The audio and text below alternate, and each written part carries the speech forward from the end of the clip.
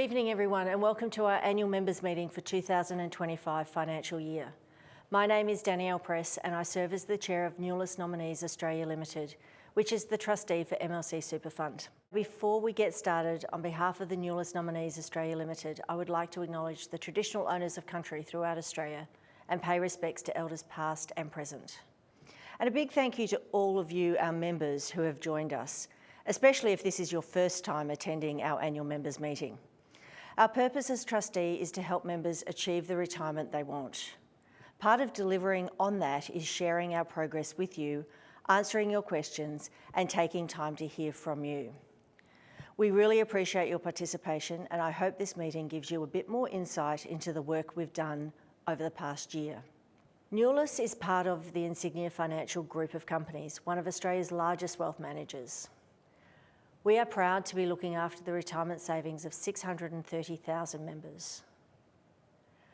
We value everyone's input and engagement, so again, a big thank you for everyone for joining us.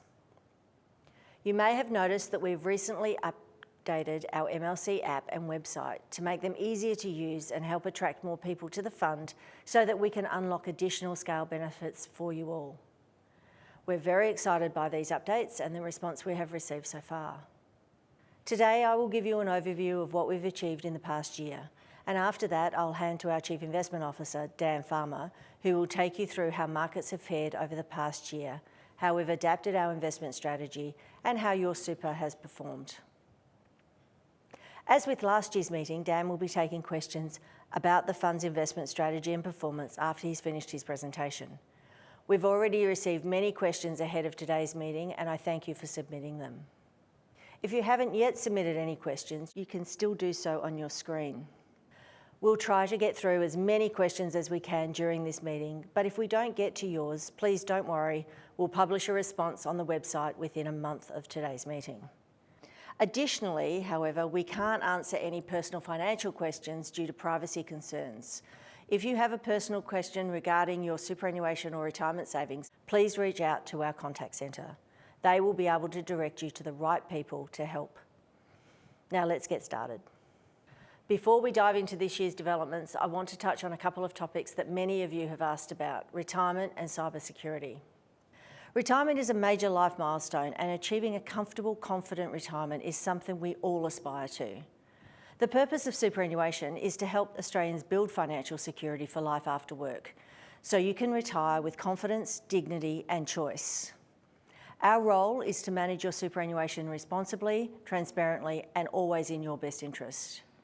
We use our scale and expertise to deliver guidance and solutions that are easy to access, engaging, and affordable so that you can feel informed, supported, and in control of your future.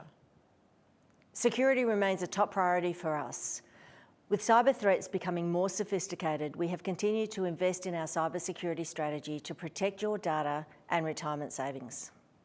We are committed to maintaining a secure, compliant and resilient environment that evolves with the digital landscape. We've introduced cybersecurity and scams awareness hubs across our website and enhanced login security measures like multi-factor authentication. These steps are designed to keep your superannuation safe and give you confidence in the protections we have in place. 2025 has been an eventful year. We saw several changes to super, including the final increase in the amount that your employer pays, which was lifted to 12% from 1 July 2025. That marks the end of the cycle of change that began in 2013. In November, new payday superannuation legislation was passed. Under this law, from 1 July 2026, employers must make super contributions within 7 business days of paying salaries and wages. This change means that you will receive your superannuation sooner and more regularly. It helps ensure everybody gets the superannuation they're entitled to receive. It's been a challenging year for many Australian investment platforms, with the collapse of Shield Master Fund and First Guardian Master Fund highlighting the importance of trustee governance. Actions from the regulators is ongoing, and this is obviously distressing for those impacted. But I wanted to take this opportunity to assure you these funds were never included on our platform. We take our trustee responsibilities to you seriously and the affected funds would not have met our comprehensive due diligence criteria, which demonstrates our continuous commitment to protecting members. We've continued to work to enhance and simplify our products to deliver better outcomes for you. As part of Insignia Financial, MLC and Plum benefit from the group's scale, giving us access to a wider range of investment opportunities, improved products and services, and the ability to deliver more competitive fees. Over the past 12 to 18 months, we've reduced administration caps for MLC Master Key Super and Pension Fundamentals and Plum Retirement Income, which will be followed by a similar reduction to the MLC Master Key Business and Personal Super and Plum Corporate Plans in April 2026. We've lowered investment fees across a range of investment options available to MLC and Plum members. We've reduced premium rates on insurance in MLC Master Key Business and Personal Super. Simplified binding nominations for MLC and Plum members, which are now completely online with no signature or witness required. We've also focused on member support with MLC Money View, a simple tool to track budgets and set goals and help you gain financial clarity. SuperFit program is designed to support members planning for their retirement. We've enhanced our login security with adaptive multi-factor authentication. Finally, we're proud that MLC and Plum products have been recognised with industry awards reflecting the work we're doing to deliver better value and strong outcomes for our members. This includes the CanStar 2025 Outstanding Value Award Account-Based Pension for MLC Master Key Pension Fundamentals, and more recently, MLC Super Fund being awarded the Best Growth Super Product 2026 by Money Magazine in their Best of the Best Awards 2026. I am sure you are all eager to hear how your superannuation has performed. As you know, we've seen another year of healthy performance in 2025. That's come despite some rocky and at times turbulent market conditions throughout the year, especially with regards to the US tariffs and the ongoing conflict in Europe and the Middle East. This year's results reinforces the value of our investment strategy and demonstrates our commitment to delivering strong returns for your retirement. If you want to get even more from your super, I'd like to remind everyone here that we have two financial advice businesses under the Insignia Financial umbrella, Bridges and Shadforth. So if you have questions about how to best manage your super or are thinking about retirement and want some support as you make these preparations, please contact us. Lastly, if you haven't nominated a binding beneficiary for your super, I'd encourage you to do that as well. Making a valid binding nomination is a really important step to helping ensure your super goes to the right people. And you can do that easily online. Thanks again for trusting us to manage your superannuation. Everything we do is focused on helping you reach your retirement goals. And now, I'd like to hand over to Dan Farmer for a performance and market update.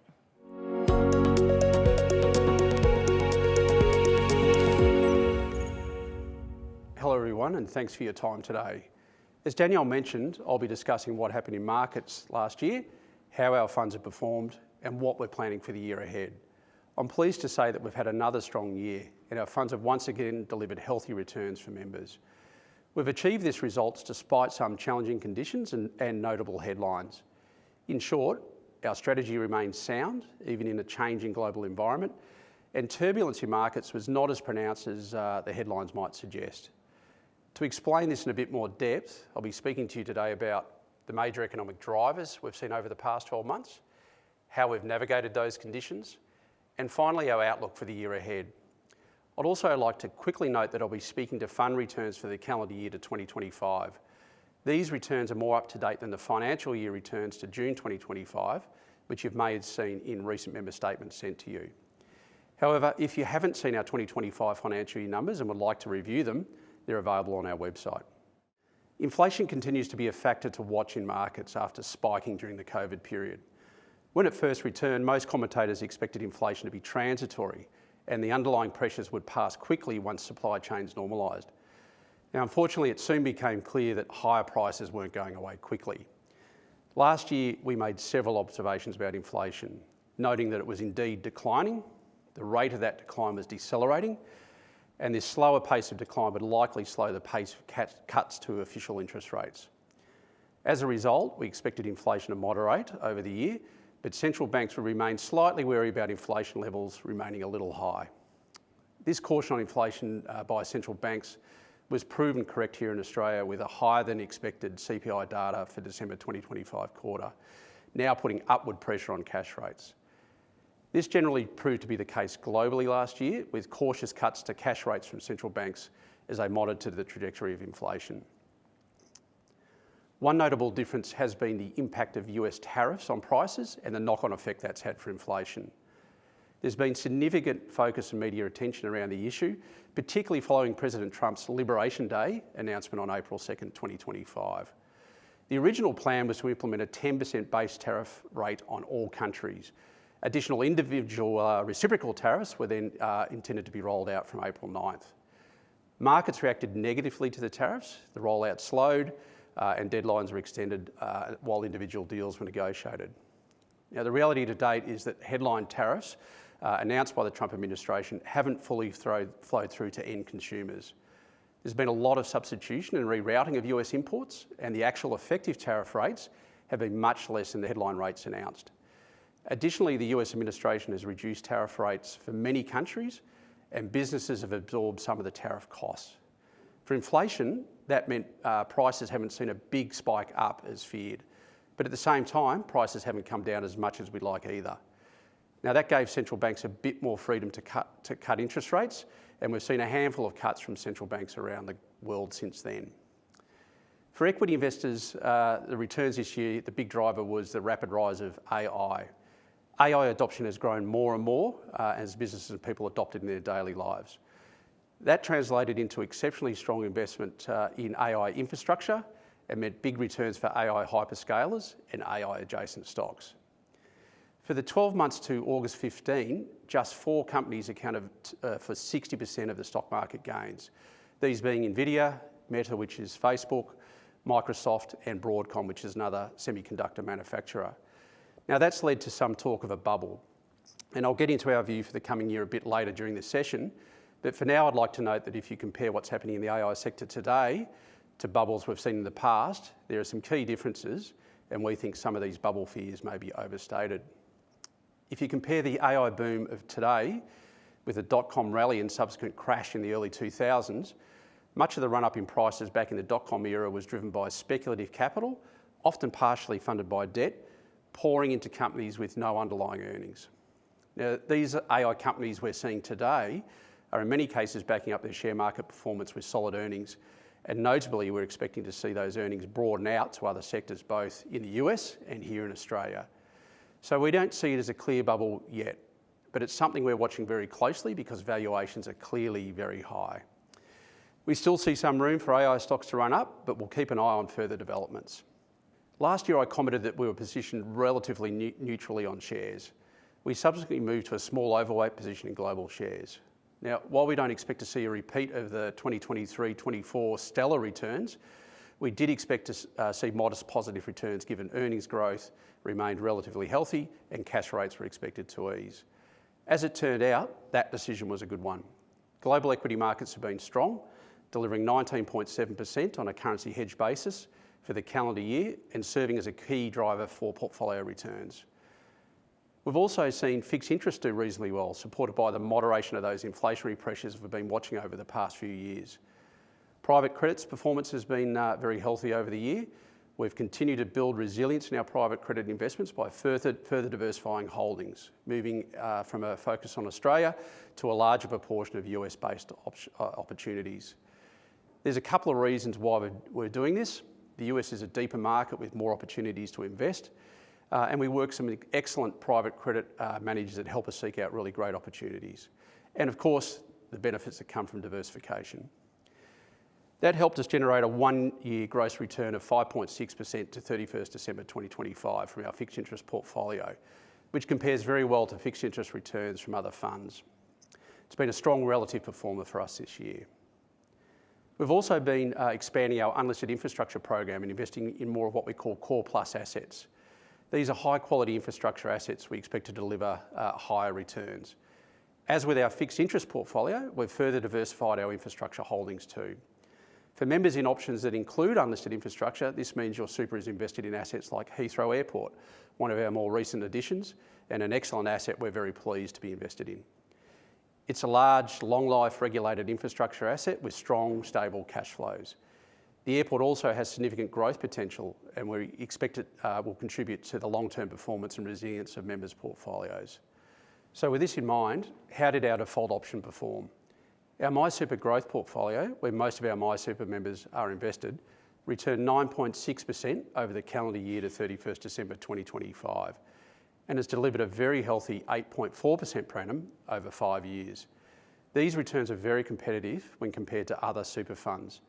Looking at the Super Ratings SR50 MySuper survey to December 2025, which compares returns from some of the largest Australian MySuper products, MLC MySuper growth portfolio was well above the average fund return over the 1 year, and more importantly, over 5 years, it is the third highest returning fund of the 38 funds covered by that survey. These returns are net of investment management fees and tax, and before administration fees. These results were mainly driven by the portfolio's exposure to global share markets, which have remained very strong, supported by lower interest rates, continued investment in the technology sector, and strong growth in corporate earnings. The portfolio also includes a diversified mix of alternatives and unlisted assets, such as infrastructure, real estate, and private equity. These are investments not traded on traditional public markets. And they're really helping to spread the risk and support long-term growth. This diversified approach means your super isn't relying on just one part of the market to deliver returns, making it more resilient through market ups and downs. So what are we expecting for the year ahead? Firstly, the outlook for growth remains positive. We expect the current moderate pace for growth to continue a little longer, but anticipate a modest pickup in 2026. What is interesting about the current growth story is that it's likely to be a relatively jobless expansion, driven in part by AI efficiency gains. The rollout of these AI solutions is expected to help labour productivity. Over the next 12 to 18 months, we expect to see growth and spending accelerate, but potentially without a big increase in hiring. Now, we view this as a healthy scenario for markets. Such an expansion would be strong enough to maintain earnings, but is unlikely to trigger wage push inflation, which is when business have to increase wages to attract employees and pass those wage costs through in higher prices, adding to inflation. Looking at inflation more broadly, we're expecting price hikes to moderate as US inflation continues to track lower. As I flagged earlier, the US tariffs have added some pressure to the prices of core goods, but the effective tariff rate remains well below headline tariffs that a lot of people have assumed. We think that about 60 to 70% of the tariff-driven adjustment has already happened, and of course, the US approach to tariff setting going forward is difficult to predict, with threats of increased tariffs being used as a lever to drive wider policy objectives for the US administration. Against this backdrop, we think underlying fundamentals for equities remain healthy and returns could do well. However, we believe that valuations are high in some areas of the market where prices have become a little frothy. We're growing a little more cautious on Australian equities at the moment. Much of the strength we've seen in Australian equities has been linked to big gains by a handful of heavyweight stocks, including Commonwealth Bank and Chinese demand for Australian commodities. That growth story has supported our equity holdings over the past year, but we're less convinced about how that might fare in the year ahead. International equities still have the potential to move higher, and we hold a small overweight in global shares. However, our weightings towards certain sectors might shift somewhat. As I mentioned earlier, we're watching AI and AI-linked stocks for signs of overextension. Now, these expectations are all derived from our base case expectation for the next year, that the US economy will experience a modest pickup in growth over 2026. We put the likelihood of a recession in the US at only 15%, but there's a couple of risks to this scenario. If we see an acceleration in trade tensions or a significant policy misstep, we could see the likelihood of a recession increase. Likewise, labour market weakness could also turn into recession, though we don't think this is very likely. On the flip side, we could see a situation where growth accelerates at a more rapid pace, potentially putting extra upward pressure on inflation. This is another risk case we're considering. There are also several geopolitical risks we're keeping an eye on. Oil price fluctuations driven by tensions in the Middle East, trade war risk, bond market volatility linked to high levels of government debt, and even the possibility, though unlikely, of an Australian recession. Those are all downside risk cases we're watching for at the present. So all in all, this has been another strong year for us, and we're pleased to have delivered strong performance for you. Building up your retirement savings remains our #1 priority, and I'd like to thank you not just for your time today, but more importantly for entrusting your savings to us. Super is a long-term investment, and for most Australians we know it's often one of the biggest assets they'll own, and we deeply value your trust in us to manage this on your behalf. I'd also like to take a moment to thank our investment team for their dedication and hard work this year in managing your portfolios. Looking ahead, I'm confident in their ability to continue to deliver solid performance over the long term and to help you achieve your retirement goals. I'll now hand you back to our chair, Danielle Press, to host the Q&A session.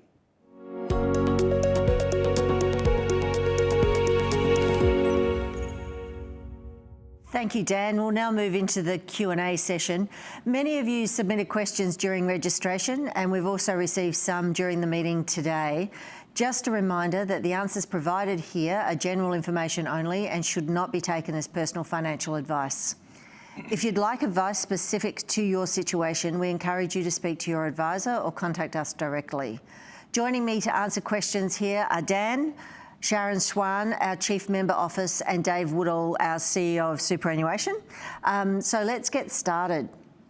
We started off by saying earlier that we've had many questions around cybersecurity. Anal, Sang, Sanal, Dara, Veronica, and a few others actually have asked us about the steps we're taking to protect your personal information and retirement savings from scams and frauds. In my earlier presentation, we touched on this briefly, but Dave, can you take us through the fund's cybersecurity measures in more detail, please? Yeah, sure. Keeping your information and accounts safe is an absolute top priority. We have a dedicated cybersecurity team, 24/7 managed security service provider in Securo that constantly monitors our systems for any suspicious or unusual activity. In addition, your data is encrypted and protected with strong login controls, including multi-factor authentication. We use a bunch of tools to help detect and then, if necessary, block suspicious behaviour. And we work with government and a bunch of industry experts to stay ahead of new scams. We also train our staff and we share safety tips with our members so that everybody can help everyone stay safe online. If you're interested in more details, please visit the Plum or the MLC websites. Thanks, Dave. Peter has asked, when will Plum be setting up two-factor authentication? Yep. Well, the good news, Peter, is that MFA, or multi-factor authentication, in fact is already in place. Last year we introduced adaptive MFA to keep your accounts safe and secure, which means in some situations you may be asked to complete an extra step just verifying you when you log in. It's quick, it's simple, but it does add an important extra layer of protection over your account and your personal information. The same applies if you do contact us. We may ask for some additional verification just to make sure we're keeping your account safe. Thank you. We've had a question actually around why MLC had not used a secure website for this meeting online registration. I think I can help with this one. I want to assure Niall and all of our members that the registration website for the annual members meeting is secure. The URL begins with HTTPS, which means all the data is encrypted. If you've ever unsure, look for a padlock icon next to the URL as a quick visual confirmation that it is secure. All right, moving on to another very popular topic, which is retirement. We've received many questions from many members about this. Colleen, Katsuri, Sherelle and Scott have asked, how long before retirement should they start planning and what should they be thinking about? Dave, a big question, but very pertinent to what we do. Really good question, a really personal question, because the answer is it's all different. But it's never too late and it's never too early to plan for your retirement. The key, I think, is trying to create a smooth transition, which does take some planning and allows you to and it requires you to think about your goals. So you want to review your savings, your investments, your super regularly. And some of the things you might contemplate is what sort of expenses or budget might you need in retirement? Expense profiles are usually different when you work versus when you're retired. What level of debt might you be taking into retirement and what interest burden does that carry? Do you need a cash fund or an emergency fund? What's your eligibility for the age pension? What are your healthcare and private insurance arrangements? And have you aligned your sort of investments in your super to your risk appetite and your timeline in retirement? I mean, retirement means different things to different people, and some people don't want to permanently retire but reduce their time in the workforce. So also considering part-time work for extra income is also very popular. But look, use our retirement tools, calculators, perhaps our SuperFit workbook on the website. And as always, either speak to your advisor or speak to us and book a session with one of our financial coaches to help you work through. Thanks, Dave. Building on that last answer, I've had a couple of people ask, what is the retirement age and how much superannuation do they need? Good question. Look, there's no particular set retirement age, but to receive the government pension, you've got to be 67, is the first thing. Now, at the moment, the maximum payments are about $1,200 a fortnight for singles and just under $1,800 per fortnight for couples, and it's subject to an income and assets test. So there's no particular figure that defines a comfortable retirement because that's variable depending on your personal circumstances, your current lifestyle, your aspiration for your lifestyle in retirement, your state of health, and of course your existing asset base. However, a good starting point is to look at the AFSL retirement standard, and at the end of September 25, this benchmark will give you a guide as to how much money you might need for a comfortable retirement. And at the AFSL standard, that's referred to as, for singles, about $54,000 a year, and for couples, a little bit more, about $76,000 a year. So that's between $2,000 to nearly $3,000 per fortnight, and that assumes you have home ownership and that you're in reasonably good health. So the pension may not alone be enough to meet a comfortable retirement, and therefore you'll need to contemplate what additional savings or income superannuation can play a role in that you may need to meet your expectations. At the end of the day, having a good plan helps you make the most of your super and your other assets, and tools like our retirement projector, other MLC resources can help you estimate what those income needs might be and identify the gap. So again, please speak to your advisor or give us a call if you'd like to speak to one of ours. Thanks, Dave. We've had a question from Lisa who asks whether MLC offers a balanced booster when transferring from the accumulation phase to the income retirement phase. And that's followed by a question from Chung who asks why the balanced booster isn't available in Plum to Plum members. Okay, so yeah, good question, Lisa. So MLC does offer what we call a pension bonus, which is a one-off payment when members move from MLC MasterKey or Plum, for that matter, into an MLC MasterKey pension account. And it is designed to give you, as Lisa says, a bit of a boost as you kickstart your retirement income and you start drawing down on your super. Now, the current rate, which has been in place since July 24, is 1.25%. So for every $100,000 you move into pension, just over $11,000 boost. Now, to the second part of the question, if you transfer your Plum super to an MLC MasterKey pension, you may also be eligible as well. There's no minimum transfer amount, but there are some other criteria that do apply. So I would recommend having a look at the full details on our website, mlc.com.au/pension-bonus, or if that's a bit complicated, just give us a call. Or speak to your advisor. Correct. Just finishing off the sentence for you, Dave, it seems to be a theme. Desmond had asked how a transition to retirement pension works. Sharon, can you explain how the TTRs work for Desmond and our members? Sure, thanks Danielle, and thanks for the question, Desmond. Well, a transition to retirement pension, or TTR, lets you access a portion of your super once you reach age 60, helping you supplement your income as you gradually move from full-time work to retirement. Now, with the TTR strategy, you can reduce your working hours whilst maintaining your lifestyle. The income stream can make up for any lost earnings, and because you remain employed, your super savings continue to grow. It can also provide potential tax advantages. To find out if a TTR is right for you, speak with your advisor, visit our website or give us a call. And also don't forget to update your email and opt into marketing to receive our quarterly newsletter for tips and insights on retirement, including TTR strategies. And you can do this by giving us a call. Thank you. Next we have a question from David, who was asked, why don't we have an online calculator similar to the government's smart money tool that's specifically for income streams so that you can build various scenarios to understand options for income and how long money will last? Great question. Look, it is a good question. I'll take that one. Thanks, David.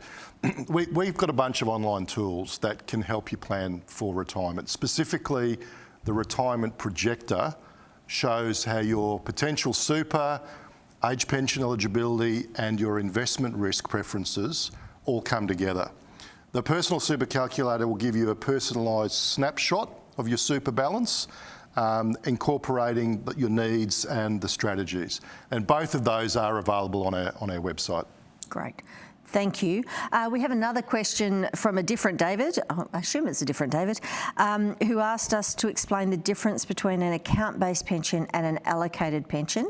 And he's also asked us to touch on the maximum contribution rules for super. Dave, can you think about those two things? Yep. So an account-based pension, firstly, it pays you a flexible but regular income in retirement from your super balance. So you can choose how your money's invested, and there are some government set minimum withdrawals each year. Payments will continue until your balance runs out. An allocated pension is simply the older name for today's account-based pension. The features are essentially the same. With regards to caps for the 25-26 year, they are $30,000 for concessional, which is before tax, SG, salary sacrifice contributions, and $120,000 for non-concessional, which are after-tax contributions. So you may be able to contribute more using something called the catch-up contribution or bring forward rule, so that'd be more than $120,000 if that applied. There are some eligibility rules. So if you need to understand those rules or you want to understand your options around the two different types of contributions, then please speak to your advisor or speak to us or one of ours, or visit our website or give us a call. Thank you. Sticking with retirement for a little longer, Mark has asked what the maximum age is when one must withdraw to a pension phase. Yeah, well, there's actually no maximum age by which you must start drawing down a pension. However, moving into pension phase can provide you with some key benefits that you would want to contemplate. Investment earnings are generally tax-free, and pension payments after the age of 60 are also generally tax-free. So, that can help your savings last longer. But retirement incomes accounts, if it's right for you, you want to consider it, you want to speak to someone about it, visit our website or give us a call. Thank you. Kevin has asked about the status to bring into law the changes for those with more than $3 million in superannuation assets, a very topical question. Sharon, can you give us an update on where this is at? Thanks, Danielle. Now, it may help members to know that Kevin's question relates to the proposed legislation introducing an additional tax on super balances over $3 million. So the draft legislation released in December last year proposed a 30% tax on balances from $3 million to $10 million and 40% above $10 million, only on realised earnings, excluding gains accrued before the policy starts. These thresholds will be indexed and defined benefits are treated consistently, and the proposed start date is the 1st of July 2026. On 11th February, the Treasurer introduced the Introducing a Stronger and Fairer Super System bills to Parliament to give effect to the proposed tax on large super balances. The changes are due to commence from 1st of July 2026, subject to passing Parliament and receiving royal assent. Thank you for that. A little complicated still. Stephen has asked, how prepared are we for administering the tax realised income for superannuation balances over $3 million? Well, I guess building on from my last response, most of the new reporting and administration requirements for super funds don't commence until the second half of 2027. So based on the current timelines, we expect to be well positioned to meet the new requirements. Thank you. Fees continue to be a matter of high interest for our members. We've got questions from Mal, Kenneth, Renee and others actually around how competitive are our fees and what are we doing to reduce them. Dave, can you give an update here, please? Yeah, no, for sure. So our fees cover the all-in cost of managing and investing your super, including the administration costs, the investment costs and all of the associated transaction costs. I think it is best to compare total fees, as individual components within that can change. As part of our ongoing commitment in what is a competitive industry to lower our fees, we do have fee caps. The maximum percentage admin fee for MLC MasterKey Super Fundamentals and the Pension Fundamentals product, for example, was lowered from $2,500 a year to $1,000 a year for super accounts and lowered to $800 a year for pension accounts, and that was from April the 1st of this year. Next year, the same $1,000 cap will also apply to MLC and Plum personal and corporate plans. So this will give members greater certainty about the fees that they pay. We also have for large employer plans who bring scale, may have negotiated a lower fee for their members. Our standard admin fees are 0.15% per annum, which is very competitive with other funds, including funds like Aware, Hester, Care, CBUS and others. Importantly, you want to be with a fund whose fees are not just value, but sustainable. Despite industry-wide growth, cost growth of around 10% last year. Importantly, we're tackling that issue with a partnership with a large global partner in our administration and ops space called SS&C to help drive further efficiencies and lower costs for our members over time.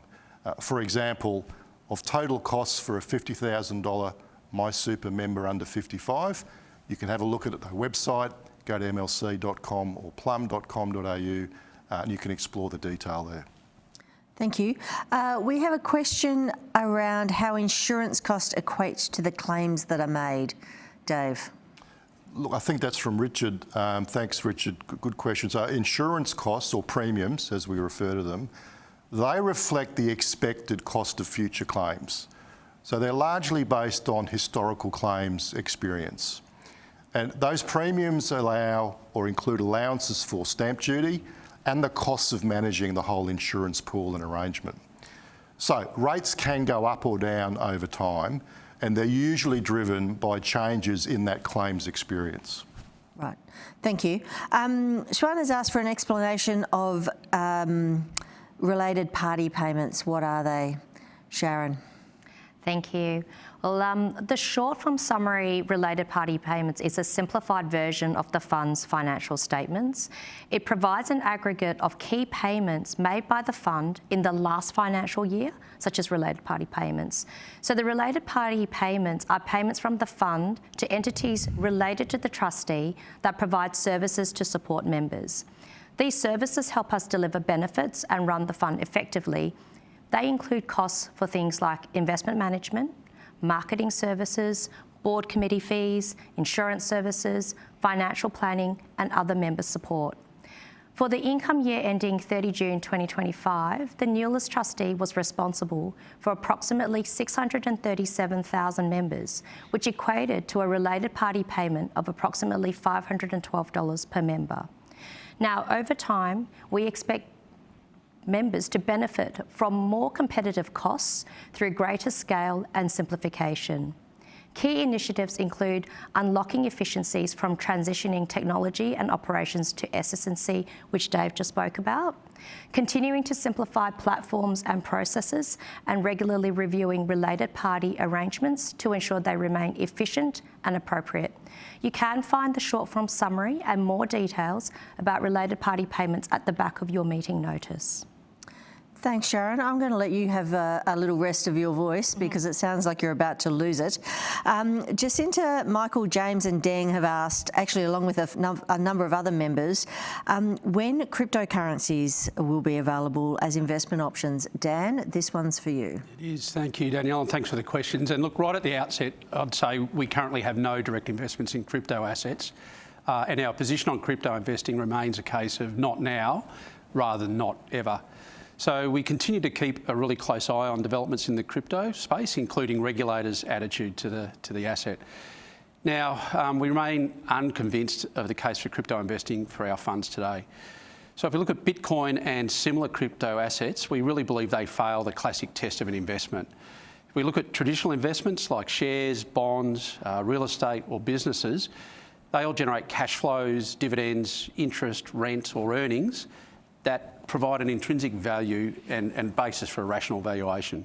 Now, Bitcoin doesn't really have these investment fundamentals. It has no income, no yield, no real productive output. And its price relies solely on the hope someone else will pay more later on down the track. So to us, crypto remains a highly speculative part of the market and not really a clear investment opportunity. So for retail investors and super fund members seeking genuine long-term wealth building through fundamental investment, crypto remains, highly questionable. We have another crypto question with a slightly different tack, which is coming from Wayne. Wayne would like to know what will be the impact of cryptocurrency what the impact of cryptocurrency will be when it takes over the financial system like SWIFT through Ripple and XRP. Okay, and look, thanks Wayne for the question. And I think at this stage, we believe it's reasonable to be sceptical about cryptocurrencies overtaking the global financial system. If you just look at the scale gap alone, that's enormous. Traditional financial assets hugely exceed the crypto market by dollar value. And then on top of this, established banks and payment providers also really have deep relationships across business, government, households, and they have really delivered reliably over decades now. So it's difficult to see a really compelling proposition that would drive widespread replacement of these trusted systems with cryptocurrencies. Thank you. The next question we've got is from Uzruni, has asked how they can track investment performance. Dave. Yes, great question. Important to do so. And the easiest way to do that and monitor your super is via the MLC or the Plum mobile app, where you can see your account balance and recent activity. Plum members can view a quite detailed investment performance by logging onto their account online, and MLC members can see performance on our website as well and access more detailed reports by logging in. So if you'd like to understand your investment performance, use those tools. And in addition to that, if you'd like to go even deeper, please speak to your advisor or just give us a call. Thank you. Still on reporting, Rudy has asked why they find their accounts reporting is irregular or not up to date. Dave. Well, investment reports can be released at different times because sometimes the underlying investments, the valuation of those investments and the data sources that you need to wrap up to report across different cycles can have different durations. So while we can't see necessarily individual account details here, MLC members can log in to access their annual statements, portfolio reports, asset class summaries, transaction statements. So the detail is there, and if you'd like to talk through those reports, please give us a call. We'd be happy to help. Thanks, Dave. A question for you, Dan. Scott would like to know whether we have plans for ethical portfolios. And thanks, Scott. Well, the good news, Scott, is that we have an option called MLC Responsible Growth, or SRG for short, we call it. And look, since its launch just over 2 years back, it's built up a strong performance track record and competitive returns against its peers. And the SRG option has evolved a fair bit since launch to include new investments in Australian private credit and unlisted sustainable real assets. And we're continuing to commit capital to those areas. And look, we'll continue to evolve that SRG option as opportunities and scale permit us to do so. Thank you. Sharon, we've received a question from Rohan and Subrakanan about whether they can use their super to invest in property. I'll take that one, thank you. So superannuation can be used to help first home buyers through a government scheme known as the First Home Super Saver Scheme. Now, this scheme allows eligible individuals to access certain voluntary contributions made to their super to be put towards purchasing their first home. There are specific rules about which contributions can be released, and it cannot be used for investment properties. So we encourage you to speak with your financial advisor, visit our website, or give us a call to see if this scheme can work for you. Thank you, Sharon. Nick has noted that investment performance has been lagging other funds and has asked why he shouldn't just leave MLC and start a self-managed super fund. Another related question is from Manuel, who wants to know where our super ranks compared to others in Australia. Dan, can you comment on this and explain why Nick might consider staying with MLC? Yeah, sure, and thanks for the question, Nick and Manuel. And look, as most members are invested in the MLC My Super Growth portfolio, I'll focus on that to try and answer the question. And look, if we look at independent Super Ratings My Super survey, which compares the 50 largest default super portfolios in Australia, the MLC My Super Growth portfolio has delivered very competitive and strong returns over both the short and long term. And if we look at that survey as at December 2025, it ranked strongly over 1, 3 and 5 year periods, including being the top performer being in the top 5 performers over 5 years. So performance of our largest MLC My Super Growth portfolio has been very good compared to other funds. And I should note that all these returns are reported after investment fees and tax, which means they're reflective of what members actually get.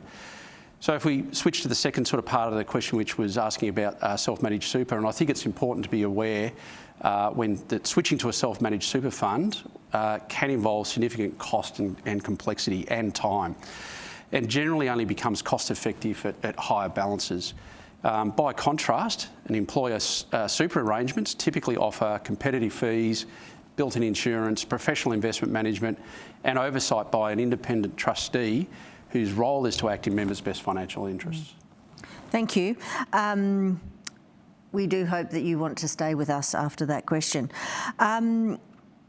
Another question for you, Dan, from Gavin, who has asked whether MLC will consider investing superannuation in gold and silver bullion. Okay, thanks, Gavin. And look, the MLC Super Fund does have gold exposure through investments in listed Australian gold producers. And this has really allowed the MLC fund to participate in the strong rise in gold prices we've seen over the last year. Thank you. Stephen has asked why MLC no longer provides free consultation and guidance to help members select the best investment option. He explained that a couple of years ago he used to meet with a consultant periodically for advice, and since then he is not sure who is selecting his investment portfolios or whether his money is invested to achieve the best result. Additionally, on a similar theme, Brendan has asked whether he can receive retirement planning advice that is specific to his situation. Sharon, these are both related questions. Would you like to take them, please? Well, thank you, Stephen and Brendan. So firstly, Stephen, as Danielle mentioned in her update earlier, MLC offers support and general guidance to members at no extra cost through our financial coaching service. So this service can help you understand your super, explain investment principles and the options available, and support your retirement planning. It's important to note that this is general advice only, so it doesn't consider your personal situation, financial objectives, or recommend specific investment choices tailored to you. And Brendan, to your question about tailored personal advice, the best place to start is by booking a financial coaching appointment, either through our website or giving us a call. Our team can talk through the advice options we have available and what type of advice might be right for your needs. Thank you, Sharon. We have a question from Ivan, who would like to know how they can access their superannuation after permanently moving overseas. I think this one's for you as well, Sharon. Thank you, Ivan.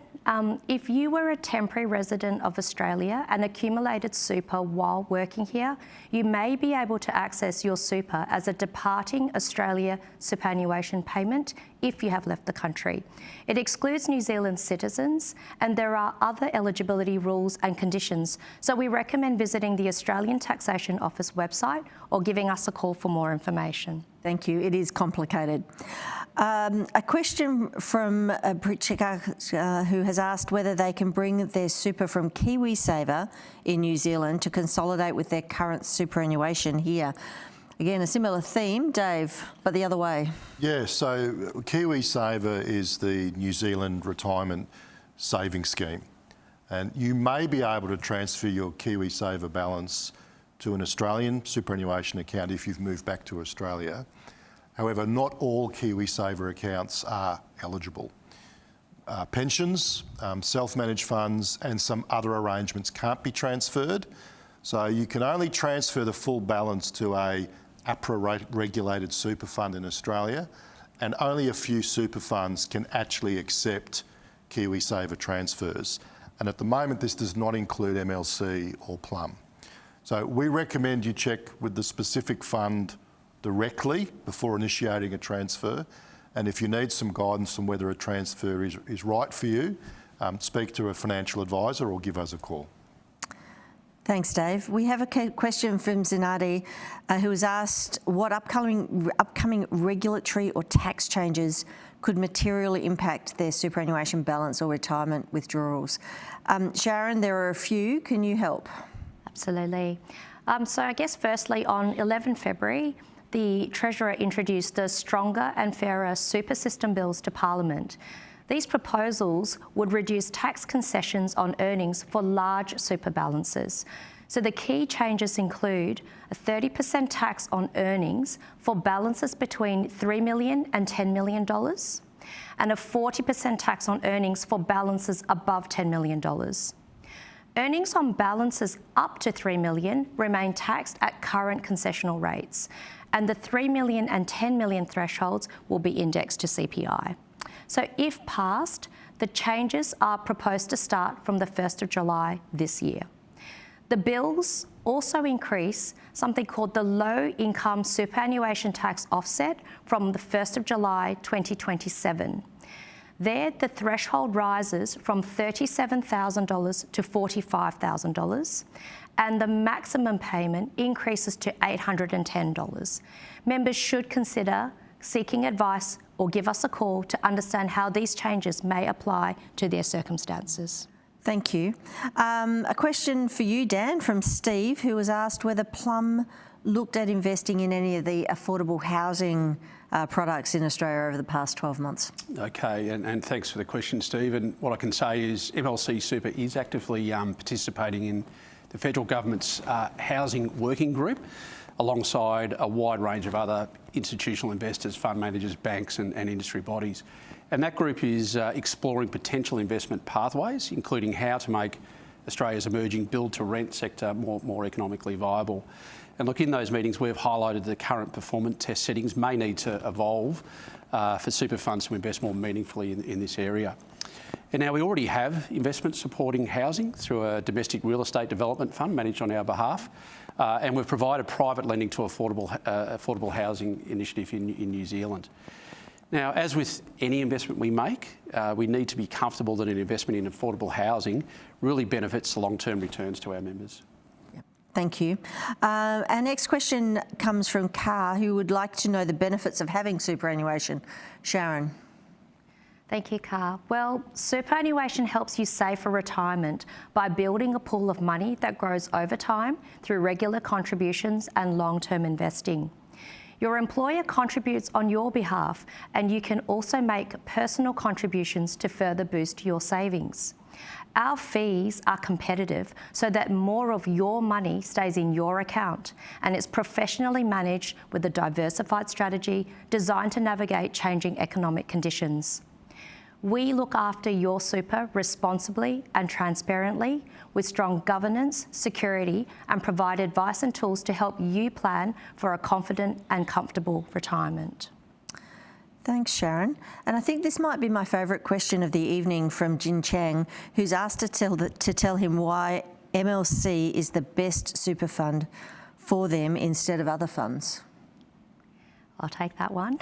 I would hope so. In addition to the improvements and performance Danielle and Dan covered earlier, MLC stands out for combining strong long-term investment performance with practical support and competitive costs. Members can access financial coaching at no extra cost, and MLC's administration fees are lower than many industry and retail superannuation pension products.